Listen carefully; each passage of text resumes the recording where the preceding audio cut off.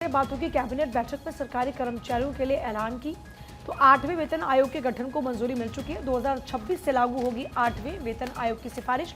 और मेरे पास इस वक्त हिंदुस्तान है। हिंदुस्तान में 8वें वेतन आयोग को लेकर पूरा एक आर्टिकल है जिसमें एक्सप्लेन किया गया है कि अब तक जो गठित वेतन आयोग थे उनका प्रति माह न्यूनतम वेतन क्या कुछ था, उसकी क्या सिफारिश की। कैसे देखिए, उसमें बताया गया कि 1946 से 47 के बीच की अगर बात करते हैं तो जो पहला वेतन आयोग की जो सिफारिश थी उसमें 55 रुपये था, दूसरा 80 रुपये हुआ जब 1957 से 1959 की बात हुई, तीसरा फिर हुआ 185 और चौथे में 1983 से 86 के बीच में 750 और फिर पाँचवा 2550। जो छठा वेतन आयोग की सिफारिशें थी उसमें 7000 तनख्वाह की बात थी प्रति महीने, 7000 2006 से 2008 के बीच में।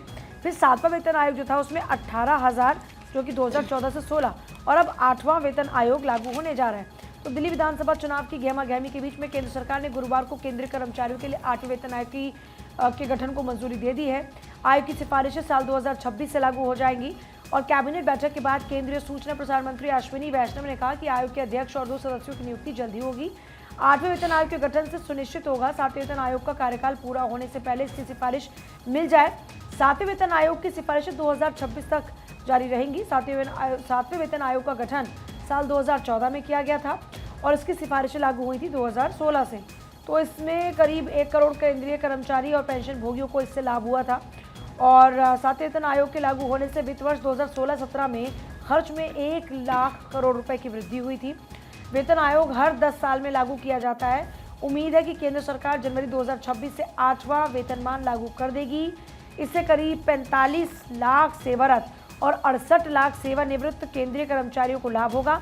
दिल्ली में रहने वाले 4 लाख सरकारी कर्मियों को भी इससे लाभ होने वाला है। और केंद्रीय कर्मचारियों के वेतन के 18 लेवल हैं। लेवल 1 कर्मचारियों की बेसिक सैलरी 1800 रुपये ग्रेड पे के साथ 18,000 रुपये है। और इसमें 8वें वेतन में अगर बात करते हैं वेतनमान में बढ़ाकर 34,560 रुपये किया जा सकता है। केंद्र में कैबिनेट सचिव स्तर के जो अधिकारी है उनकी लेवल 18 के तहत में अधिकतम 2.5 लाख की बेसिक सैलरी मिलती है। और ये बढ़कर जब 8वें वेतन आयोग की सिफारिशें लागू होंगी तो पॉसिबली ये माना जा रहा है कि ये लगभग 5 लाख रुपए हो जाएगी। तो इस तरीके से जो 8वें वेतन आयोग की सिफारिशों की बात की जा रही है तो 8वें वेतन आयोग की सिफारिशों के तहत में एक अच्छा खासा इजाफा होने वाला है। और वही इसको लेकर पीएम मोदी ने एक पोस्ट भी किया एक्स पर और पीएम मोदी ने इसको लेकर लिखा कि हम उन सभी सरकारी कर्मचारियों के प्रयासों पर गर्व करते हैं जो एक विकसित भारत के निर्माण के लिए काम कर रहे हैं। 8वें वेतन आयोग पर कैबिनेट के फैसले से जीवन की गुणवत्ता में सुधार आएगा और उपभोग को बढ़ावा मिलेगा। ये प्रधानमंत्री नरेंद्र मोदी की तरफ से एक्स पर पोस्ट किया गया। 8वें वेतन आयोग पर कैबिनेट की बैठक हुई थी, उसमें ये बड़ा फैसला लिया। पीएम मोदी ने इसको लेकर कहा कि कैबिनेट के फैसले से जीवन की गुणवत्ता में सुधार होगा।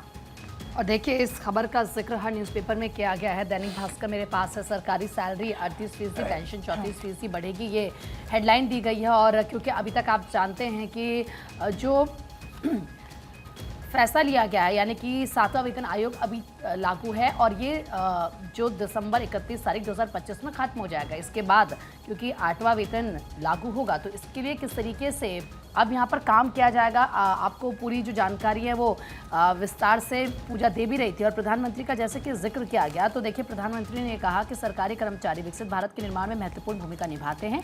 उनके प्रयासों पर हमें गर्व है। कैबिनेट द्वारा वेतन आयोग के निर्णय से उनकी आर्थिक स्थिति में सुधार होगा और खपत बढ़ेगी। इससे देश की अर्थव्यवस्था को भी मजबूती मिलेगी। प्रधानमंत्री ने इस फैसले पर यह कहा।